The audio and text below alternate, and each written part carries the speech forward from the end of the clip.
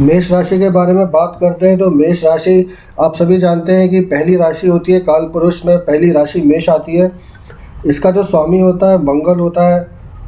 मंगल जो है अग्नि तत्व फेरी डोमिनेटिंग प्लानेट है। तो इस राशि का जो तत्व है अग्नि तत्व है। यह राशि निडर होती है, आत्मविश्वास से पूर्ण होती है, लेकिन थोड़ी हल्की सोच वाली होती है। यहाँ राशि की सोच से मतलब जो इसका नेटिव है उसकी। प्रथम भाव से हम शरीर के सर को देखते हैं, अतः ये शरीर जो है हाइट पे होता है, मतलब जो टॉप मोस्ट जगह है वहाँ होता है। तो ऐसे जो लोग होते हैं इनको लाइफ में ऊंचा बढ़ने की चाह होती है, ये ऊंचे स्थान पे रहना पसंद करते हैं। इनकी सोच थोड़ी अलग होती है, किसी पर भी विश्वास किए बिना अपने बलबूते पर काम करने की इच्छा रखते हैं और जल्दबाजी में डिसीजन लेते हैं। बाद में भले इनको रिग्रेट होता रहे लेकिन कोई फ़र्क नहीं पड़ता, कर दिया बाद की बात में देखी जाएगी। वैसे ऐसा नहीं है कि हमेशा ही ऐसा रहता है, जनरली एक एज के बाद ये लोग समझदार हो जाते हैं। मेष राशि या मेष लग्न का जो जातक होता है जनरली बहुत सालों से मैं देख रहा हूँ, तो ऐसा नहीं है कि सभी के सभी को स्ट्रगल करना पड़ता है। बट हाँ, ये देखा है कि 30-35 तक अगर स्ट्रगल कर लेते हैं तो बाद में उनके पास बहुत सारा धन मान सम्मान ऐश्वर्य आता है। अब वो कुछ भी करके आए, वट एवर दे डू, ये इमटेरियल है, क्या करते हैं क्या नहीं करते। बट बहुत लोगों के साथ मैंने ऐसा देखा है और बहुत लोगों के साथ नहीं भी देखा है। दोनों ही बातें डिपेंड करता है कि कौन सी दशा है और फिर कौन सी दशा क्या क्या हाउसेस सूचित करती है। बट इन जनरल बहुत मेहनती लोग होते हैं, गुस्से वाले होते हैं, लड़ाकू होते हैं, बहुत अच्छे दोस्त होते हैं। शरीर के कौन कौन से हिस्से हम इस राशि से देखते हैं। हमारा जो सिर होता है मेष उसको कवर करता है। सिर के अंदर दिमाग है तो उसको भी कवर करता है। तो सिर का ऊपरी हिस्सा और अंदरूनी हिस्सा, नाक के अलावा चेहरे के अन्य हिस्से पर इस राशि का अधिकार है। साथ ही शरीर में जो अंदरूनी द्रव्य, खून, हीमोग्लोबिन तथा एसिडिक फ्लूइड्स होते हैं उस पर इस राशि का अधिकार माना जाता है। तो अगर आपकी कुंडली में मेष राशि अफ्लिक्टेड है तो आपको हो सकता है कि इन सब बीमारियों से गुजरना पड़े। बीमारियां कौन सी आएंगी, अब क्योंकि सिर आता है तो इसमें सिर दर्द होना सबसे पहली चीज़ है कि सर, जिस राशि का अधिपत्य सिर पर है तो सबसे पहले तो सिर दर्द ही देगी। सिर के अंदरूनी हिस्से की बीमारियां और स्लीपलेसनेस मतलब नींद नहीं आना। मार्स का संबंध हमारे स्नायु से भी है, तो स्नायु की शिथिलता, पैरालिसिस मतलब नर्वस सिस्टम से भी इसका संबंध होता है। तो पैरालिसिस में ये राशि भी काम करती है। नर्व और पैरालिसिस देने वाला दूसरा प्लैनेट कौन सा था, सैटर्न। तो अगर मार्स सैटर्न कंजॉइंट हो रहे हैं या मेष राशि और सैटर्न कंजॉइंट हो रहे हैं और कुछ बीमारी हो रही है तो पॉसिबिलिटी रहती है कि पैरालिसिस वगैरह कुछ हो जाए, बट ऐसा जरूरी नहीं है। सब एक्सपीरियंस से आता है और कुंडलियों को बहुत सालों तक देखने के बाद आता है। अब मंगल क्योंकि लड़ाकू होता है तो लड़ाई के लिए शस्त्र चाहिए, गोला बारूद, चाकू, भाला या जो मिल जाए। अभी आपने देखा कि कैसे एक बुचर नाइफ से क्या क्या हुआ था दिल्ली में, तो वो भी जो करामात थी वो मंगल राहु की थी। जो मैंने आपको ग्रहों के बारे में जब बताया था उसमें मैंने बताया था। तो मंगल शस्त्र से संबंधित है, काटना, जख्म होना, सिर से संबंधित है।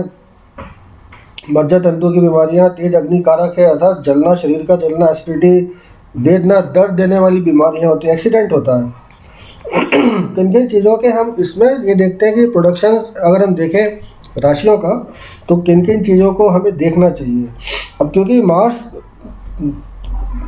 विस्फोटक चीज़ों से रिलेटेड है तो पटाखे, बंदूक, एसिड, साथ ही मंगल क्योंकि यंत्रों से संबंधित है और चर राशि है तो रेल की पटरी, गाड़ियों के, मोटरों के इंजन, भूमि भवन का कारक भी है तो मिट्टी पत्थर के इस्तेमाल से ज़मीन बनाना, लोहा अथवा स्टील जैसी धातुओं का निर्माण। मार्स तीखा है, कांटेदार, तीखी, कड़े छिलके वाली मसाले की चीज़ है। जैसा कि प्लैनेट का नेचर होगा वही राशि का होगा। कारोबार में अगर हम देखते हैं कि कौन कौन से कारोबार हमको इस राशि से कंजॉइंट करने चाहिए। क्या होता है कि जब हम किसी आदमी का कारोबार, कोई हमसे पूछता है कि आपको कि मैं क्या बिजनेस करूं, तो वैसे तो केपी में एक पूरा टेबल बना हुआ है कि हम देखते हैं कि 10 कस्पल सबलॉट क्या है, किस राशि में किस डिग्री पे है, उसका एक पर्टिकुलर नंबर है, उससे रिलेटेड हम व्यापार व्यवसाय बताते हैं उसको। और अगर मेष से संबंधित आ रहा होता है तो फिर बहुत सारे मेष के कारकत्व होते हैं कि उमंग से भरपूर राशि होती है ये, क्योंकि जोश बहुत होता है मार्स में। यहाँ पे पावर भी है, पेशेंस भी है और अम्यूनेशन भी है। तो पुलिस, डिफेंस, आपके डॉक्टर, बॉक्सर, कुश्ती वगैरह इन सब चीज़ों से रिलेटेड चीज़ें होती हैं। साथ ही साथ जो औजार होते हैं, औजार का प्रयोग कौन कौन करता है? नाई करता है, दर्जी करता है, टर्नर, फिटर, इंजीनियर, ये लोग करते हैं। खड़िया और जुलाहे, ये लोग हथियार का वो सॉरी मतलब इनका औजारों का प्रयोग करते हैं। तो घड़ियों में भी आपने देखा होगा बहुत छोटी सी बारीक सी पिन लेके वो बैठे रहते हैं घड़ी खोलने के लिए, और जुलाहे बुनते रहते हैं अपना सुइयों से। तो ये सब औजार हुए। तो ये सारी चीज़ें किस में आई? मेष राशि में आई। अब क्योंकि भूमि भवन का कारक है, ईंट की भट्टियां, छप्पर, अग्निशमन दल, शक्तिवर्धक तथा मैदानी खेलों से संबंधित है। तो कंस्ट्रक्शन से संबंधित है, जमीन की खरीद या बिक्री के कारोबार। एरीज एक बहुत अच्छा साइन होता है रियल एस्टेट कारोबार के लिए, क्योंकि उसका जो स्वामी ही मंगल स्वयं ही भूमि भवन का कारक है।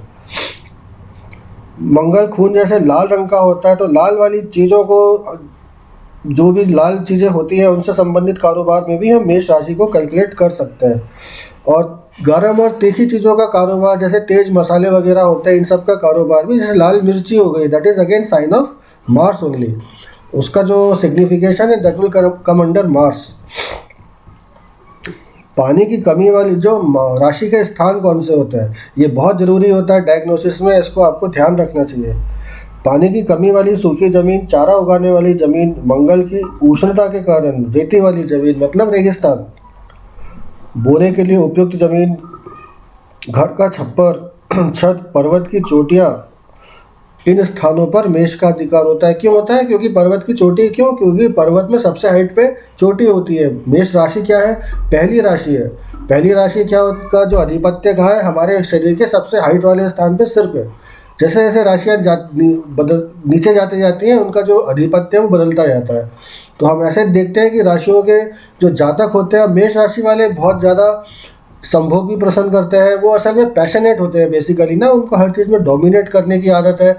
जब उनको ये लगता है कि मैं सब कर डालूँ। बहुत अच्छे मैनेजर्स होते हैं, बहुत अच्छे कैप्टन्स होते हैं आर्मी के, बहुत अच्छे लॉयर्स भी हो सकते हैं अगर लॉ कर लेते हैं। तो डिपेंड करता है कि जुपिटर की क्या पोजीशन है। तो तर्क करने में इनका कोई सानी नहीं होता, क्योंकि इनको तो हर चीज़ में आगे बढ़ना है। ये जो भी काम करेंगे उसमें पूरी ताकत लगा देंगे। लेकिन साथ में क्या होता है कि एक समय बाद ही एक चीज़ छोड़ के फिर दूसरा कुछ करने लगते हैं। तो इनको अगर ये लोग ये सावधानी रख ले भाई कि हमें जो चीज़ एक हमने लक्ष्य निर्धारित करा उसी को हम आगे ले जाए और उतना उसको पूरी तरीके से कर लें, तो बहुत जल्दी सक्सेसफुल हो सकते हैं। लेकिन ऐसा हो नहीं पाता। उसका एक कारण ये भी है कि मेष राशि एकमात्र राशि है जिसमें कि दशम और 11th हाउस का जो रूलर है वो सैटर्न है। सैटर्न शनि शनि चलने वाला ग्रह है, तो जो कर्म और लाभ है दोनों में शनि बैठा हुआ है।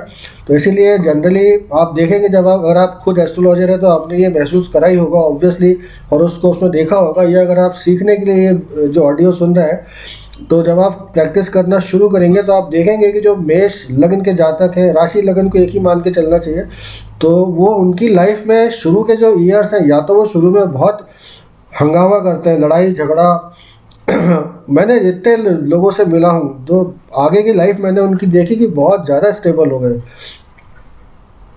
और डिफेंस और फोर्स में जाने के लिए बेस्ट राशि होती है ये।